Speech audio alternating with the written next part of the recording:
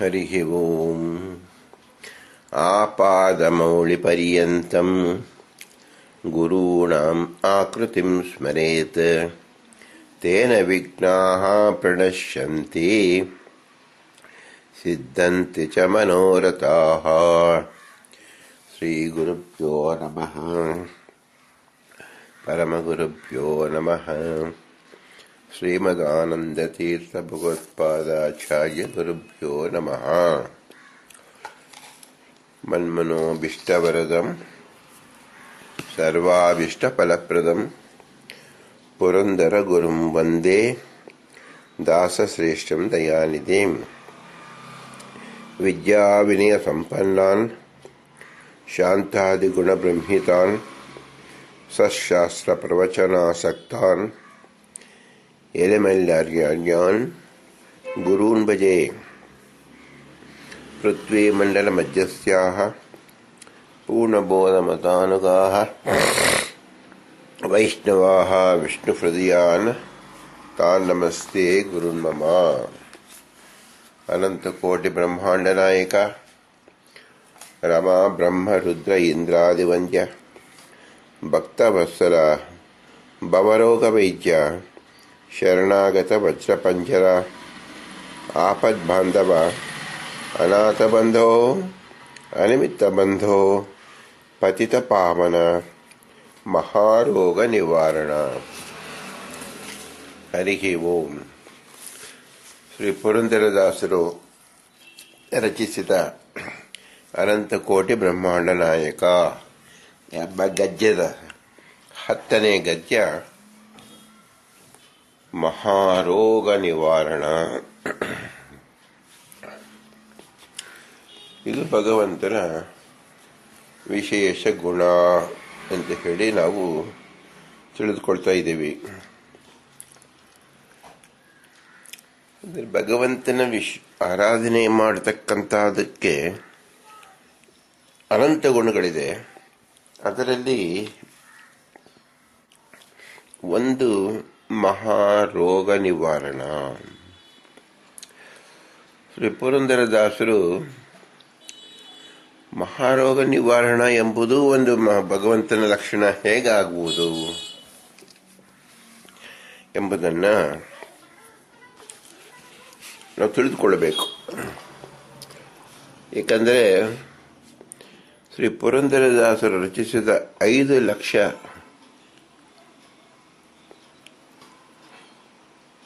ಯಾವ ದೇವರ ನಾಮಗಳು, ಸ್ತುತಿಗಳು, ಸುಳ್ಳಾದಿಗಳು ಏನಿದೆ, ಇದೆಲ್ಲದರ ಸಾರವನ್ನು ತಿಳಿದುಕೊಳ್ಳಬೇಕು ಅಂದರೆ ಅವರು ಪ್ರತಿ ನುಡಿನಲ್ಲಿಯೂ ಸಹ 5 ಲಕ್ಷದ ಸಾರವನ್ನೂ ಸಹ ನಾವು ಕಾಣಬಹುದಾಗಿದೆ.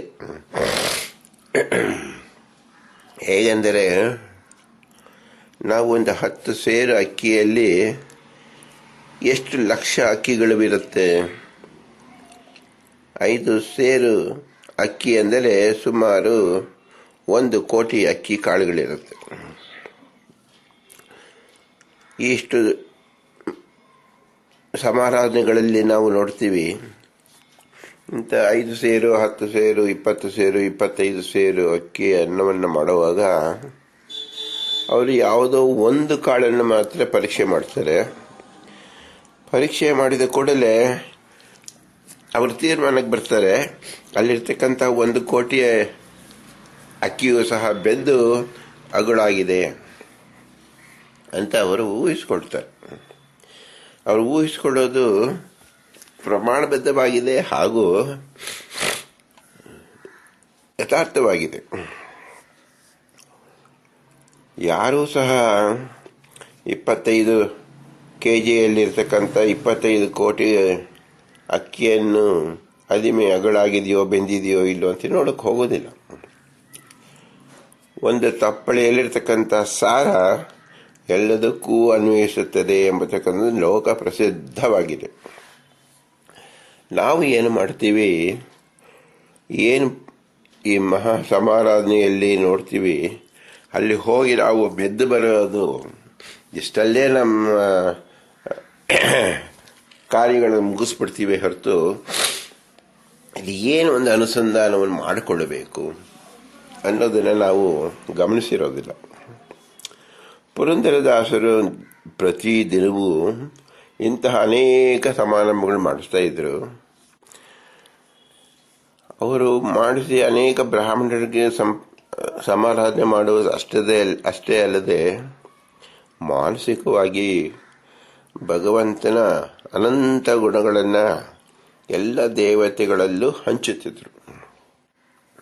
ಅಲ್ಲಿ ಅಕ್ಕಿ ಎಂಬತಕ್ಕಂಥದ್ದು ಅಮೃತವಾದರೆ, ಅನ್ನ ಎಂಬತಕ್ಕಂಥದ್ದು ಅಮೃತವಾದರೆ, ಇಲ್ಲಿ ವಚನ ಭಗವಂತನ ಗುಣಗಳೇ ಅಮೃತ ರೂಪದಲ್ಲಿ ದೇವತೆಗಳ ಆದಿಯಾಗಿ ಸಕಲರಿಗೂ ಹಂಚುತ್ತಿದ್ದರು.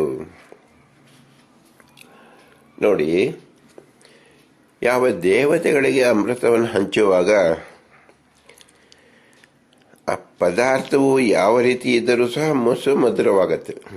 ಏಕೆಂದರೆ ಆ ವಚನಾಮೃತ ಭಗವಂತನ ಗುಣಗಳನ್ನು ಹೇಳ್ತಾ ಇದೆ.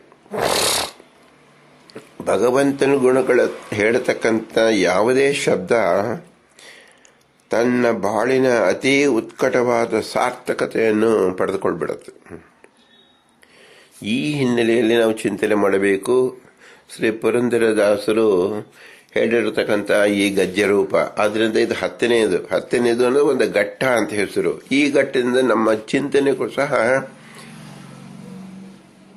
ಇನ್ನೊಂದು ಮಗ್ಗಲಿಗೆ ಹೊರಳಿ ಭಗವಂತನ ಗುಣಗಳನ್ನು ಯಾವ ರೀತಿಯಲ್ಲಿ ತಿಳಿಯಬಹುದಾಗಿದೆ, ಶ್ರೀ ಪುರಂದರದಾಸರು ಯಾವ ರೀತಿಯಲ್ಲಿ ತಿಳಿಸುತ್ತಿದ್ದಾರೆ ಎಂಬ ನಮ್ಮ ವಿಶೇಷ ಚಿಂತನೆಯನ್ನು ಮಾಡಬೇಕಾಗಿದೆ. ಅದರ ಮೊಟ್ಟ ಮೊದಲಿಗೆ ಸಿಗೋದು ಮಹಾರೋಗ ನಿವಾರಣ.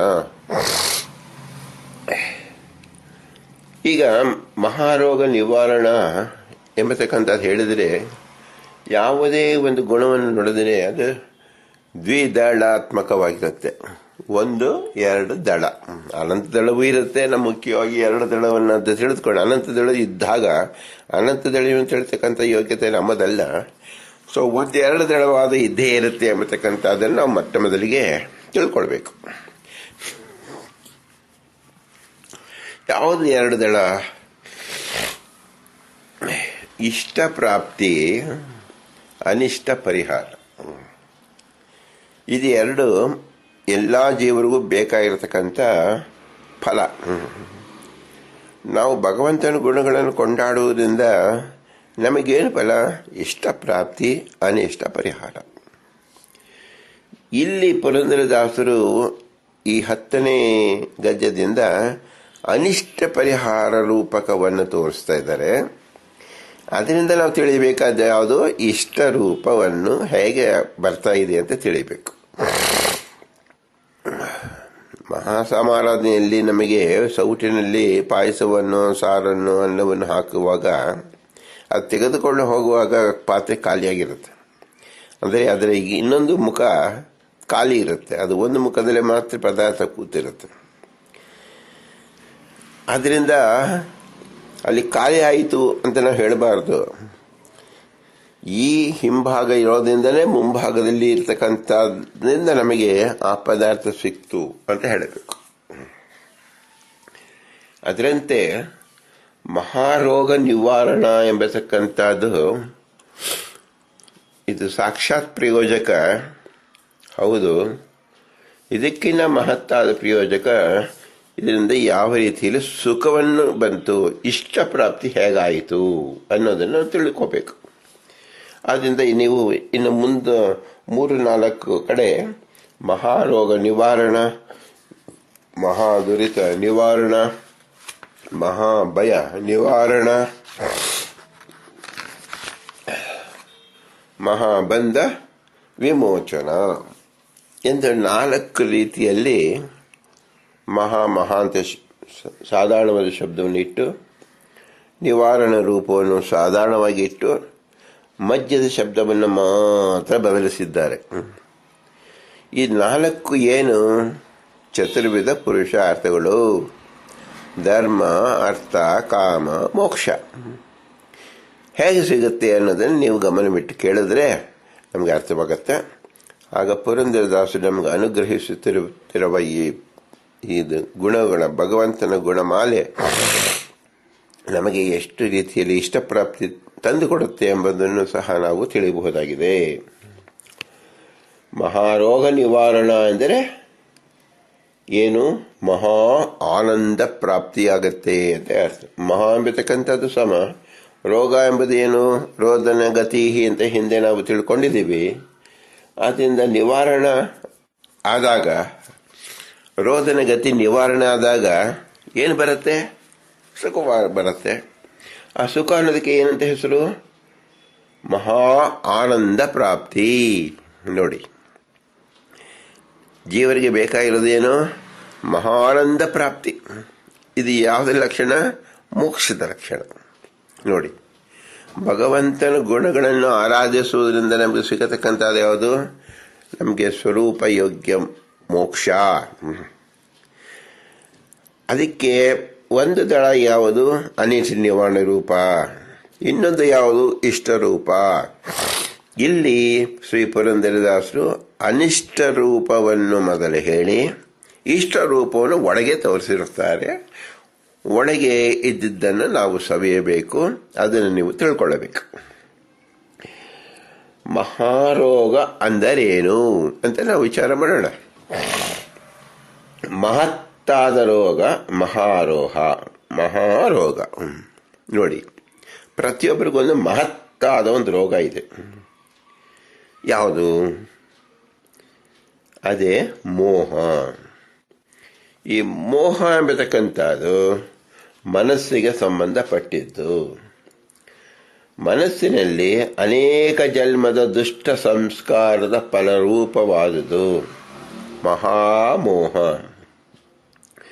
ಮಾನಸಿಕ ದೌರ್ಬಲ್ಯ, ನಿರುತ್ಸಾಹ, ಆಲಸ್ಯ, ಹಸಿವು, ಬಾಯಾರಿಕೆ, ನಿದ್ರಾ ಇವುಗಳಿಗೆ ಆಶ್ರಯ ಮಾಡಿಕೊಡುತ್ತದೆ.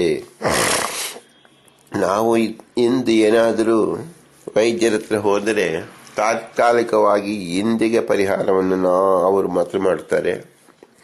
ನಾವು ಈ ಕ್ಷಣದಲ್ಲಿ ಪರಿಹಾರ ಕಂಡ ಕೂಡಲೇ ನಮ್ದು ಪರಿಹಾರ ಆಯಿತು ಅಂತ ಹೇಳಿ ತೃಪ್ತವಾಗಿಬಿಡ್ತೀವಿ. ನಮ್ಮದು ಬಹಳ ಅಲ್ಪ ಬುದ್ಧಿ ಇಂದ ನಾವು ಕೇವಲ ಕ್ಷಣಿಕಕ್ಕೆ ನಾವು ಆಶ್ರಯವನ್ನು ನಾವು ಅಪೇಕ್ಷಿಸುತ್ತೇವೆ. ಆದರೆ ಪುರಂದರದಾಸರು ಶಾಶ್ವತವಾದ ಸುಖದ ಕಡೆ ಅವರ ಮನಸ್ಸು ಕೊಟ್ಟಿರೋದ್ರಿಂದ ಮನುಷ್ಯನಿಗಿರ್ತಕ್ಕಂಥದ ರೋಗ ಎರಡು. ಒಂದು ದೇಹಕ್ಕೆ ಸಂಬಂಧಪಟ್ಟಿದ್ದು, ಇಂದು ಮಾನಸಿಕ ಸಂಬಂಧಪಟ್ಟಿದ್ದು. ಈ ಮೊದಲಿಗೆ ಮಹಾರೋಗ ನಿವಾರಣ. ರೋಗ ಅಂದರೆ ರೋದನಗತಿ ಎಲ್ರಿಗೂ ತಿಳಿದಿದೆ. ಇಲ್ಲಿ ಮಹಾ ಎಂಬತಕ್ಕಂಥ ವಿಶೇಷಣ ಯಾವುದಕ್ಕೆ ಹಾಕಬೇಕು ಅಂದರೆ ಮನಸ್ಸಿಗೆ ಸಂಬಂಧಪಟ್ಟ ರೋಗವನ್ನು ಇಲ್ಲಿ ಪುರಂದರದಾಸರು ನಮಗೆ ತಿಳಿಸ್ತಾ ಇದ್ದಾರೆ. ಹಾಗಾದರೆ ಈ ಮನಸ್ಸು ಎಂಬತಕ್ಕಂಥದ್ದು ಕೇವಲ ಒಂದು ಶರೀರಕ್ಕೆ ಸಂಬಂಧಪಟ್ಟಿದ್ದಲ್ಲ. ನೂರಾರು ಲಕ್ಷಾಂತರ ಕೋಟ್ಯಾಂತರ ಜನ್ಮಗಳಿಗೆ ಸಂಬಂಧಪಟ್ಟಿದ್ದು ಮನಸ್ಸು.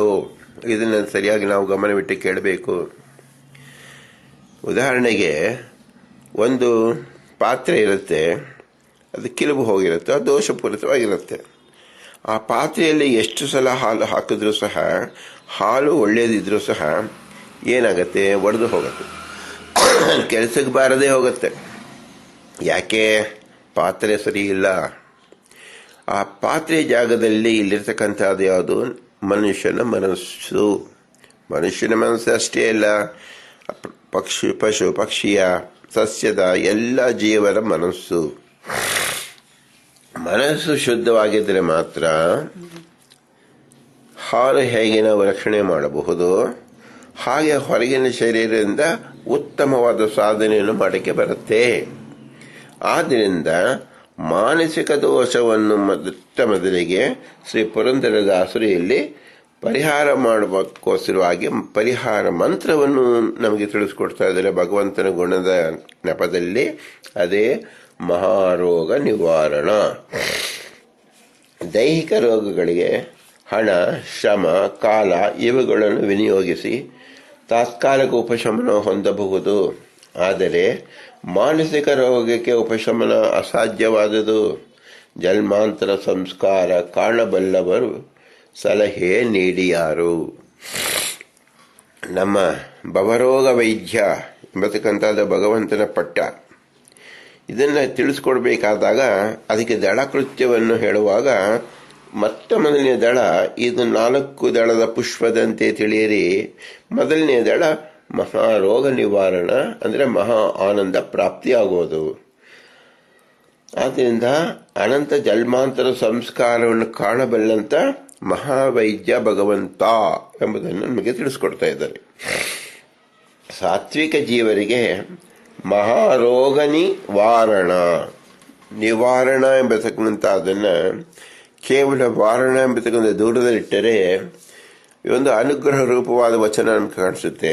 ಅದು ಮಹಾರೋಗನಿ ವಾರಣ ಅಂದರೆ ತಮ್ಮ ಜನ್ಮಾಂತರ ದುಷ್ಟ ಸಂಸ್ಕಾರವಶಾತ್ ಮಹಾರೋಗ ಒದಗುವ ಕರ್ಮವಿದ್ದಾಗ ಆಯಾ ಜೀವರಿಗೆ ಮಹಾರೋಗ ಸ್ವಪ್ನದಲ್ಲಿ ದರ್ಶನ ಮಾಡಿಸಿ ವೈರಾಗ್ಯ ಬೆಳೆಯುವಂತೆ ಭಗವಂತ ಅನುಗ್ರಹಿಸುತ್ತಾನೆ. ಆಗ ಆ ಜೀವಿ ಉತ್ತಮ ಅಧಿಕಾರಿ ಆಗುತ್ತಾನೆ. ವೈದ್ಯರಿಗೆ ಹೊರಗಡೆ ಇಂಜೆಕ್ಷನ್ ಕೊಡು, ಹೊರಗಡೆ ಚರ್ಮವನ್ನು ಸೀಳಿ ಹೊಲಿ, ಮದ್ದು ಹಾಕು ಅಥವಾ ಆಯಿಂಟ್ಮೆಂಟ್ ಹಚ್ಕೋ, ಈ ರೀತಿಯಲ್ಲಿ ನಾವು ನೋಡಿರ್ತಕ್ಕಂಥ ವೈದ್ಯರು. ಆದರೆ ಭವರೋಗ ವೈದ್ಯ ಭಗವಂತ, ಅವನ ಅನುಯಾಯಿಗಳು ದೇವತೆಗಳು, ಅಂತಹರಲ್ಲಿ ಶ್ರೇಷ್ಠರಾದ ನಮ್ಮ ಪುರಂದರದಾಸರು ಕೊಡ್ತಕ್ಕಂಥ ಮದ್ದು ಯಾವುದು? ಮನಸ್ಸಿಗೆ ಸಂಬಂಧಪಟ್ಟ ರೋಗದ ನಿವಾರಣೆಗೋಸ್ಕರವಾಗಿ. ಅಕಸ್ಮಾತ್ ಜನ್ಮಾಂತರ ಸಂಸ್ಕಾರದಿಂದಲೇ ನೀವೇನದು ಅನುಭವಿಸಲೇಬೇಕು ಎಂದಾಗ ಭಗವಂತ ಏನು ಮಾಡುತ್ತಾನೆ? ಅದನ್ನು ನಮ್ಮ ಸ್ವಪ್ನದಲ್ಲಿ ತೋರಿಸಿ, ಸ್ವಪ್ನದಲ್ಲಿ ನಾವು ಅನುಭವಿಸುತ್ತಿರುವಂತೆ ಮಾಡಿ ನಿವಾರಣೆ ಮಾಡುತ್ತಾನೆ. ಮಹಾರೋಗ ನಿವಾರಣ. ನೀ ಅಂದರೆ ಭಗವಂತ ವಾರಣೆ ಮಾಡ್ತಾನೆ, ಅಂದರೆ ದಾಟಿಸ್ತಾನೆ. ಹೇಗೆ ಅಂದರೆ ಸ್ವಪ್ನದಲ್ಲಿ ತೋರಿಸಿದಂತೆ ಅಂತ ತಿಳಿಯಬೇಕು. ವಿವಿಧ ಸಾಂಸಾರಿಕ ದುಃಖ ದರ್ಶನೇನ ವಿರಕ್ತಸ್ಯ ಎಂಬ ಪ್ರಥಮ ಪದದ ಅರ್ಹತೆ ಪಡೆಯುತ್ತಾನೆ. ರಾಜಸ ತಾಮಸ ಜೀವರು ಇದಕ್ಕೆ ವ್ಯತಿರಿಕ್ತವಾಗಿ ಮಹಾ ದುರಿತಕ್ಕೆ ಒಳಗಾಗುತ್ತಾರೆ. ಹೀಗೆ ಜೀವತ್ರೈವಿಧ್ಯರಿಗೆ ಅವರವರ ಯೋಗ್ಯತಾನುಸಾರಿ ಫಲವನ್ನು ಕೊಡುವ ಭಗವಂತ. ನಾವು ಹೊರಗಿನ ವೈದ್ಯ ನೋಡಿದಾಗ 1,00,000 ರೂಪಾಯಿಗಳನ್ನು ಕೊಟ್ಟಿರೋ ವೈದ್ಯ ಕೊಡತಕ್ಕಂಥ ಚಿಕಿತ್ಸೆಗೂ 10,000 ಕೊಟ್ಟವರಿಗೆ ಕೊಡತಕ್ಕಂಥ ಚಿಕಿತ್ಸೆಯು, ಏನೂ ಕೊಡದೆ ಪುಕ್ಕಟ್ಟೆಯಾಗಿ ಮಾಡುವ ಚಿಕಿತ್ಸೆಯನ್ನು, ಆ ವಿವಿಧ ರೀತಿಯಲ್ಲಿ ಮಾಡತಕ್ಕಂಥ ವೈವಿಧ್ಯತೆಯನ್ನು ಎಲ್ಲರೂ ಪ್ರತ್ಯಕ್ಷವಾಗಿ ನಾವು ನೋಡಿ ಕೇಳಿ ಅನುಭವಿಸಿದ್ದೇವೆ. ಇದು ಆಯಾ ವೈದ್ಯರ ದೌರ್ಬಲ್ಯ, ಹಣದ ಆಸೆ. ಅವನಿಗೆ ತಿಳಿದಿದ್ದರೂ ಸಹ ಯಾರಿಗೆ ದುಡ್ಡಿಲ್ಲವೋ ಅವರು ಕೊಡ್ತಕ್ಕಂಥ ಚಿಕಿತ್ಸೆ ಅತಿ ಕಳಪೆ ಮಟ್ಟದ್ದು. ಹೀಗೆ ಮಧ್ಯಮ ಮಟ್ಟದ್ದು, ಉತ್ತಮ ಮಟ್ಟದ್ದು ಆ ಹಣ ಶೇಖರಣೆಯಿಂದ ಮಾಡಿರೋದನ್ನು ನಾವು ನೋಡ್ತೀವಿ. ದೇವತೆಗಳು ಸಹ ಆ ವಿದ್ಯೆಯನ್ನು ಇಲ್ಲಿ ನೋಡ್ತಾರೆ. ಯಾರಿಗೆ ನೋಡ್ತಾರೆ? ಸಾತ್ವಿಕರಿಗೆ ಅತಿ ಮಹತ್ತಾದ ಲಕ್ಷಾಂತರ ಕೋಟ್ಯಾಂತರ ರೂಪಾಯಿ ಕೊಟ್ಟರೆ ಯಾವ ರೀತಿ ಚಿಕಿತ್ಸೆ ಮಾಡಬೇಕು ಆ ರೀತಿಯಲ್ಲಿ ಸಾತ್ವಿಕ ಜೀವರಿಗೂ, ರಾಜಸ ಜೀವರಿಗೆ ಅಲ್ಪ ಮೊತ್ತವನ್ನು ಕೊಟ್ಟಂತೆ ತಾಮಸ ಜೀವರಿಗೆ ಪುಕ್ಕಟ್ಟೆಯಾಗಿ ಕೊಡುವ ಚಿಕಿತ್ಸೆಯಂತೆ ಮಾಡ್ತಾರೆ. ಯಾಕೆ? ಅವರ ಜನ್ಮ ಸಂಸ್ಕಾರ ಆಗಿದೆ. ಅವರು ಇದರಿಂದ ವೇದನೆಯನ್ನು ತಾಳಲೇಬೇಕು. ಅಂತಹವರಿಗೆ ಆ ಸಂಸ್ಕಾರವು ಸ್ಪಷ್ಟವಾಗಿ ಗೊತ್ತಿರತಕ್ಕಂಥ ಭಗವಂತ ಅಥವಾ ದೇವತೆಗಳು ಅದನ್ನು ಪೂರೈಸುತ್ತಾರೆ.